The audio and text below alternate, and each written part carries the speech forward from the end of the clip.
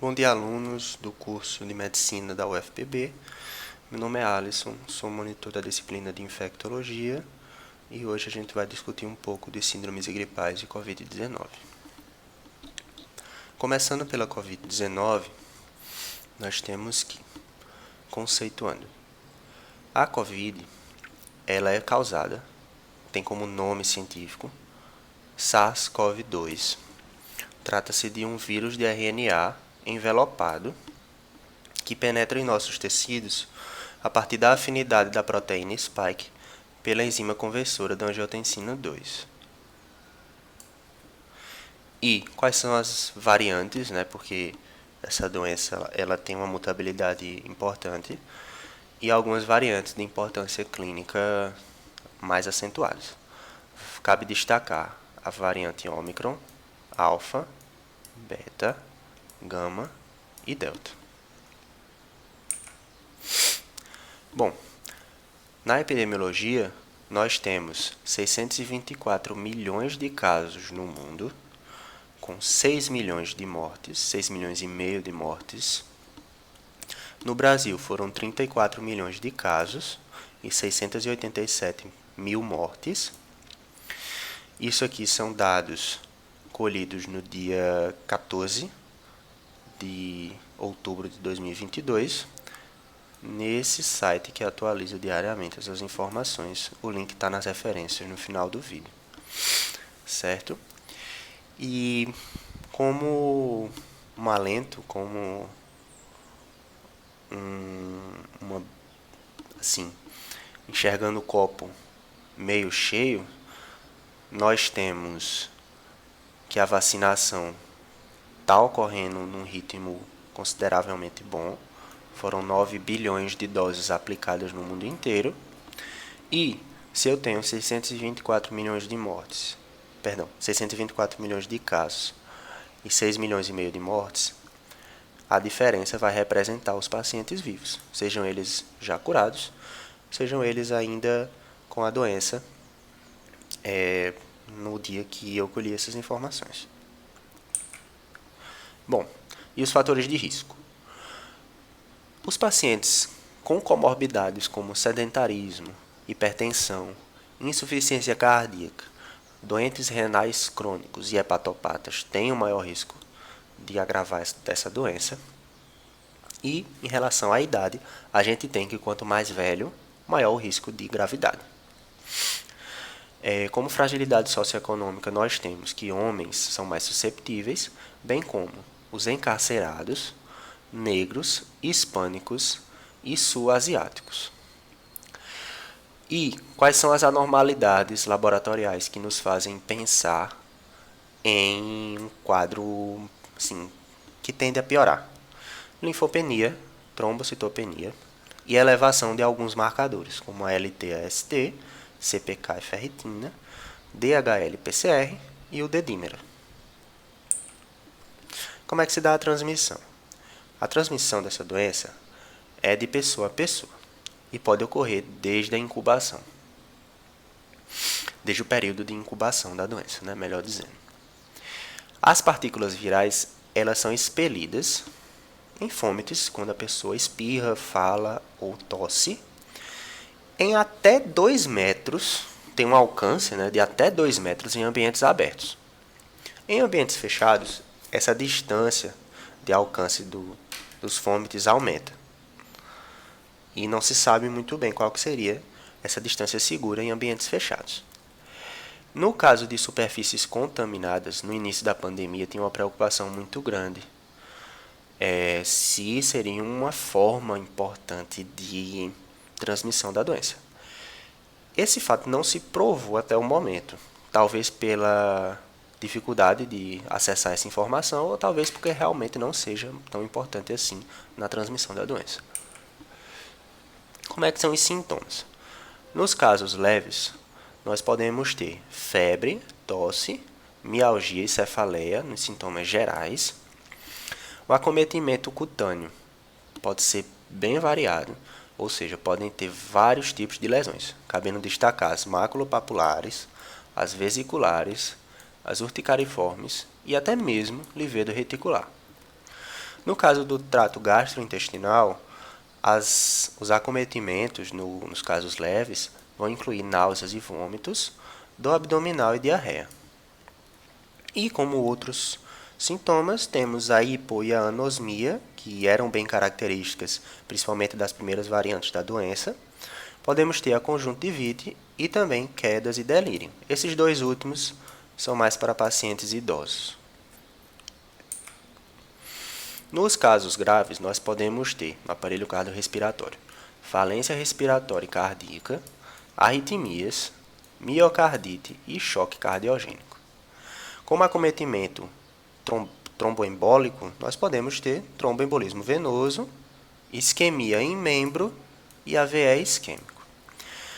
Já o sistema neurológico pode sofrer com encefalopatia, AVE, ataxia, convulsões e distúrbios do movimento. E sintomas inflamatórios importantes em casos graves são febre persistente e elevação de marcadores e de citocinas inflamatórias. A gente também tem uma importante causa de agravamento, que são as infecções secundárias. Nós temos as bactérias que podem co-infectar com a COVID, principalmente a Klebsiella e a Streptopneumonia e a Staphylococcus aureus. No caso de uma superinfecção bacteriana, a mais importante desse grupo é a Acinetobacter. E no caso de uma co-infecção fúngica, a aspergilose e mucormicose ganham importância. Como é que é feito o diagnóstico? Num paciente com clínica positiva, a gente não tem como fechar em COVID só pela clínica. A gente pode suspeitar fortemente. No caso de ter pacientes próximos confirmadamente com COVID, no caso de ter aquela síndrome gripal associada a uma hiposmia, anosmia, também era muito característico no início da pandemia, mas a gente precisa de um teste microbiológico para confirmar que realmente é COVID. Nesses testes estão incluídos o RT-PCR, que seria o preferencial, que é um teste de amplificação de ácido nucleico, NAT, e pode ser coletado por suave nasal, oro ou nasofaríngeo, ou pela coleta de saliva. Já nos testes antigênicos, esses testes antigênicos também podem ser utilizados. E é feita a coleta da nasofaringe ou um suave nasal. E como é que ficam os exames de imagem? Nos exames de imagem nós temos que a tomografia de tórax pode nos mostrar o quê? O padrão de vidro fosco, consolidação, broncograma aéreo e espessamentos pleural e interlobar. Esse mosquitinho aqui não tem nada a ver com o slide. Foi porque na hora de editar ele ficou invisível. E aí, como ampliou a tela, deu para ver. Ignorem ele. Esse é o mosquitinho da aula de malária. Deixa ele quieto aí. Radiografia de tórax.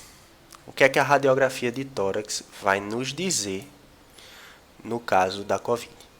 Ela pode estar absolutamente inocente ou pode demonstrar consolidação, vidro fosco e, em casos mais seletos, um pneumotórax espontâneo. Como é que é feito o tratamento ambulatorial? Bom, o tratamento ambulatorial pode ser feito na associação de 2 antivirais. O Nirmatrelvir, de 150 mg, tomamos 2 comprimidos, via oral, de 12 em 12 horas, por 5 dias. Associado ao Ritonavir, aqui é 100 mg. 100 mg aqui. Erro meu. Ritonavir de 100 mg, um comprimido de via oral, 12 em 12 horas por 5 dias. A eficácia foi comprovada em alguns estudos. Um em particular mostrou a redução de 89% na hospitalização e nos casos de óbito também, após 28 dias de doença, se você administrar essas drogas entre o terceiro e o quinto dia de sintomas.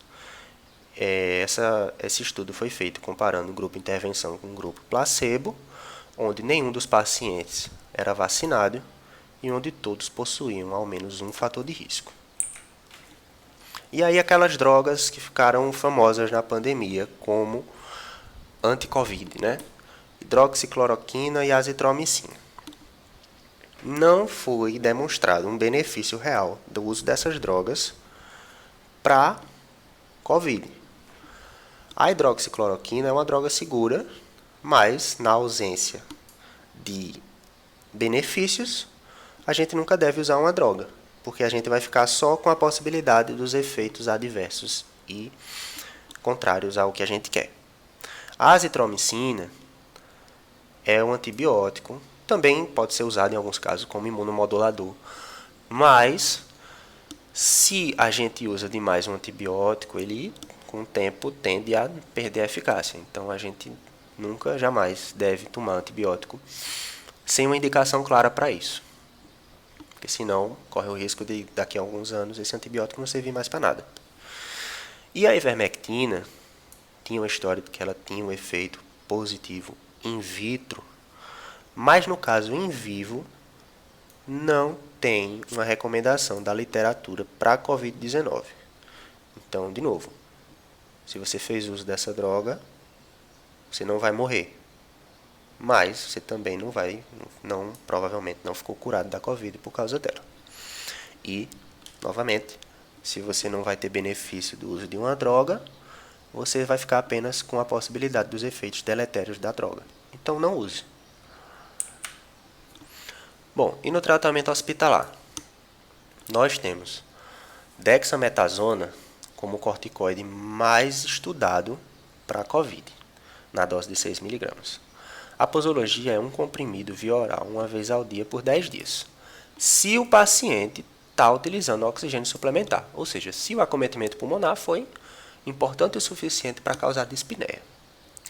E o tratamento de suporte também pode ser oferecido e deve ser oferecido, né, para alívio de sintomas e até prevenção de complicações. A gente deve tratar empiricamente para influenza, devemos tratar empiricamente para pneumonia adquirida na comunidade, em casos selecionados. Não é, por exemplo, usando azitromicina em casa que você vai fazer esse tratamento. Idealmente o paciente está internado, está com um monitoramento melhor e pode fazer um tratamento mais direcionado para a PAC. Também podemos fazer uma profilaxia para tromboembolismo venoso e lembrar que os AINES não são contraindicados no caso da COVID. Então, se o paciente usa AINE por algum motivo e está internado por COVID, pode continuar o tratamento. Bom, agora vamos para as síndromes gripais.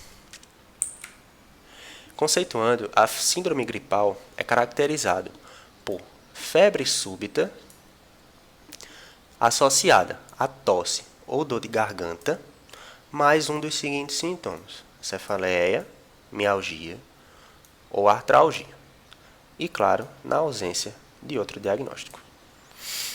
Em crianças menores de 2 anos, a gente tem uma febre súbita mais um sintoma respiratório, como tosse, coriza e obstrução nasal.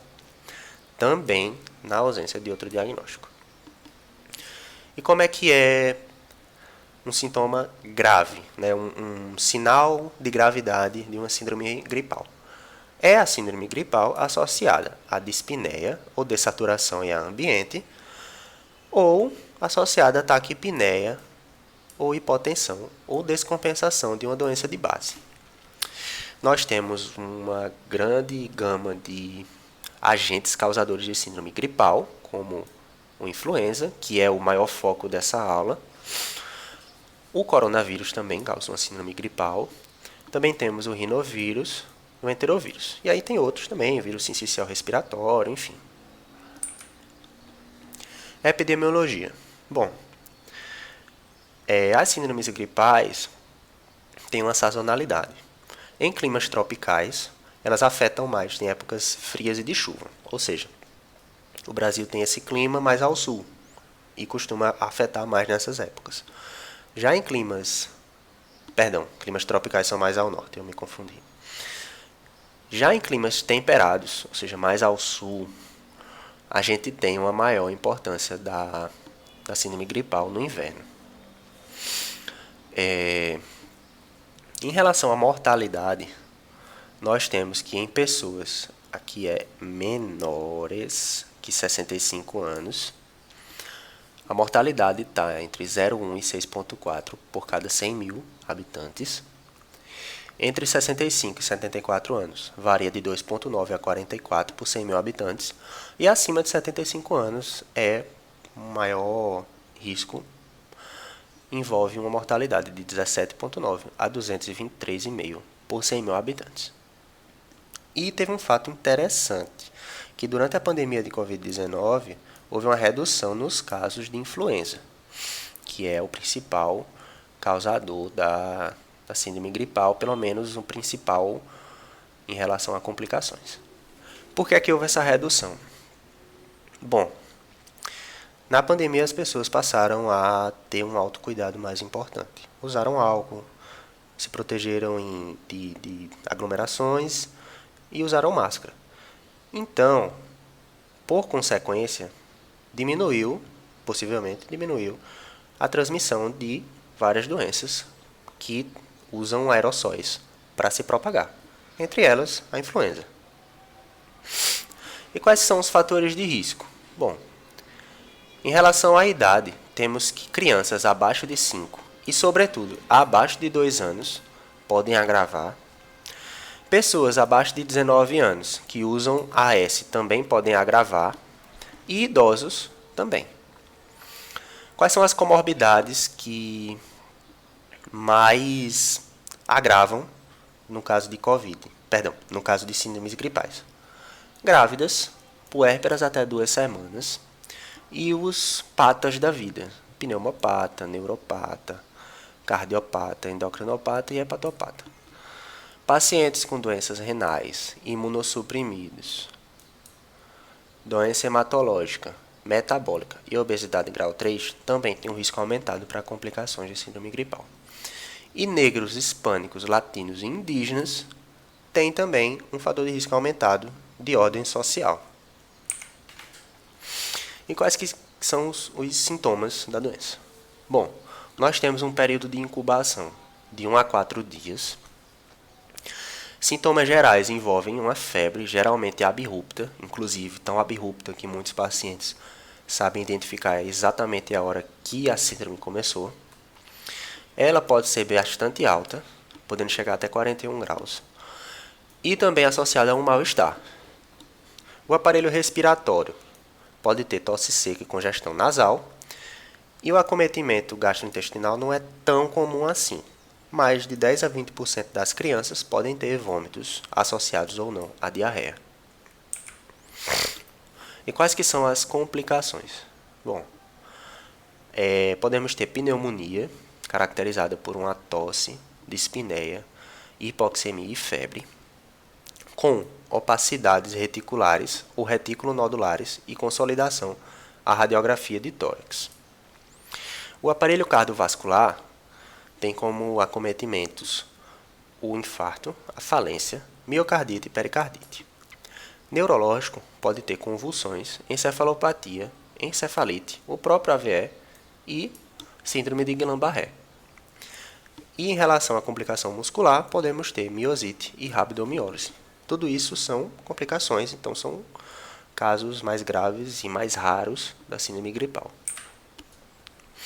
Como é feito o diagnóstico? O paciente precisa ter uma clínica positiva, mas para achar o agente etiológico, a gente precisa de um teste microbiológico. Então, assim, se o paciente não tem nenhum fator de risco, e mais ainda antes da época da Covid, de repente a gente nem fazia esse teste, né? Dava o diagnóstico clínico de uma síndrome gripal, esperava 5, 7 dias, o paciente estava bom. Hoje em dia, com essa preocupação em relação ao Covid e até um pouco mais durante a pandemia, obviamente, esse teste basicamente foi feito em todo mundo com síndrome gripal, né? Que foi ao médico. Qual que é o teste de escolha? É o RT-PCR, mesmo do Covid, né? Que pode ser coletado de um aspirado de nasofaringe ou suave de naso e de orofaringe. Em especial, devem ser coletados entre o terceiro e o sétimo dia de sintomas. E como é que é o tratamento? tratamento pode ser feito com oseltamivir de 75 mg, um comprimido via oral de 12 em 12 horas por 5 dias. Esse oseltamivir tem nome comercial Tamiflu, é o famoso Tamiflu. E assim, não é um tratamento muito comum de você encontrar, né? Geralmente são pessoas que têm sinais de gravidade, têm fatores de risco, né, importantes que vão lançar mão disso aqui. Geralmente, a maioria vai melhorar sozinho sem isso. Podemos também, e sempre devemos recomendar, a hidratação para os pacientes. E podemos lançar a mão de um AINE como sintomático, ou um paracetamol, enfim. Para tratar febre, tratar dor no corpo, né? Podemos lançar a mão dessas terapêuticas. Já no caso de tratamento hospitalar, é basicamente a mesma coisa. Só que lá ele está sendo monitorado caso venha a ter uma complicação. E se ele está no hospital é porque ele tem uma chance grande de ter essa complicação. Então, esse tratamento para a síndrome gripal é o mesmo do ambulatório, mas ele está lá porque ele tem uma chance maior de complicar, então ele deve ser monitorizado. Quem? Os pacientes com múltiplos fatores de risco, como os idosos acima de 75 anos, que estão com a dispneia importante, por exemplo. Bom, falando um pouquinho da biossegurança, aqui vai servir tanto para a COVID quanto para a síndrome gripal. Quais são medidas para nos proteger desses agentes virais? Devemos usar o álcool nas mãos e a lavagem das mãos também, sempre que possível. Evitar aglomerações é o ideal, mas assim, a gente não deve também parar de viver por causa disso, né? É realmente evitar estar próximo de pessoas espirrando, por exemplo, né? Seria algo mais maleável de fazer de nossa parte. Tem também o uso de máscara, especialmente em locais onde há pessoas doentes, como hospital, ambulatórios. Evitar o aperto de mão e, principalmente, apertar a mão e tocar nos olhos, na boca, também faz parte de uma prevenção para o acometimento da pessoa por essas doenças. E lembrar que tem a vacinação, tanto para o Covid quanto para a influenza. Então, vacine-se, se possível, se quiser e se puder também.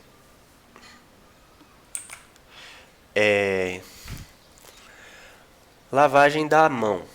Como é que é a lavagem da mão? Ela deve ser feita com sabão, né? Idealmente, não adianta só lavar com álcool, o álcool é um paliativo. E esse slide é no tocante a você pôr a máscara, o correto uso da máscara. Primeiro, nós devemos ter as mãos limpas, então lavamos as mãos preferencialmente com sabão. Devemos manipular pelas abas, para que a máscara fique bonitinha assim. Tem muitas pessoas que têm um problema grande, como eu, que quando fala a máscara cai. E a solução para isso é um esparadrapozinho aqui entre o nariz e a máscara. Ajuda bastante, especialmente para você, aluno que está rodando cirurgia e não pode ficar ajeitando a máscara porque está paramentado. Então fica essa dica aí de quem já sofreu com isso. Devemos evitar manipular a máscara pela parte frontal e lembrar do descarte correto, né? É um material que muita gente está usando, então se não descartar corretamente vai ficar entulhando as ruas, os bueiros, a cidade inteira. Essas foram as referências que eu utilizei no presente vídeo. Todas elas estão nesse formato porque, como eu vou enviar para o grupo de alunos que monitoro, isso aqui é um link. Você clica e já vai direto no artigo de onde eu tirei. E aqui é um agradecimento para a fonte de onde eu tirei esse layout, né, da apresentação, que me ajudou bastante também para deixar a aula um pouco mais esteticamente bonita. Muito obrigado e... Opa! E é isso.